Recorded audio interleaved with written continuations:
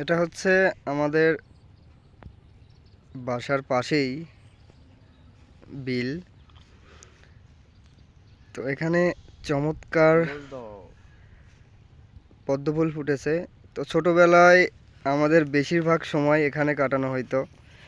ছোটোবেলায় প্রচুর সময় আমরা এখানে কাটিয়েছি, খেলাধুলো করেছি, এখানে এসে আড্ডা দিয়েছি। সময়ের পরিবর্তনের সাথে সাথে আমাদের আর এই জায়গাগুলোতে আসা হয় না। মোটামুটি 5-6 বছর পর আসা হলো এই জায়গায়, অথচ কিন্তু বাড়ির পাশেই অনেক চমৎকারভাবে পদ্মফুল ফুটে আছে।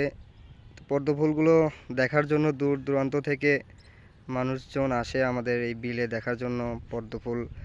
পদ্মফুলের যে একটা সৌন্দর্য, সেটা তারা উপভোগ করার জন্য আসে আমাদের এই বিলে। এবং জায়গাটাও খুব চমৎকার।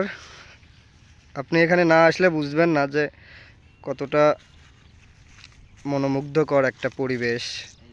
একদম নীরবতা, চারপাশে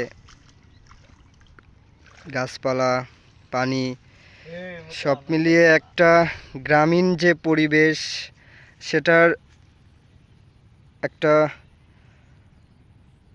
প্রতিচ্ছবি আমরা এখানে আসলে দেখতে পাবো। আমার ছোট ভাই এখান থেকে পদ্মফুল সংগ্রহ করতেছে। যদিও ফুল গাছেই সুন্দর, তারপরেও আসলে মন মানে না আমাদের ফুল দেখলে ছিঁড়তে ইচ্ছা করে।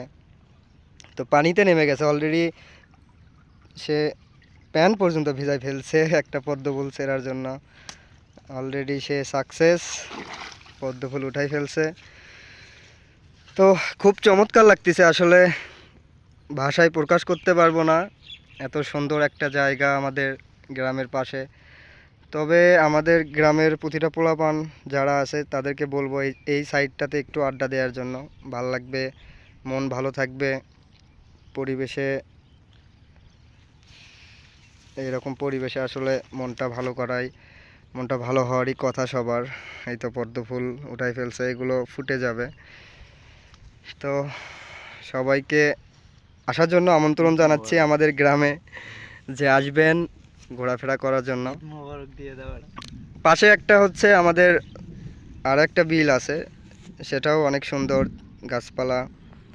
তারপরেও আমরা ট্রাই করতেছি জায়গাগুলোকে সুন্দর রাখার জন্য এবং সৌন্দর্য বৃদ্ধি করার জন্য।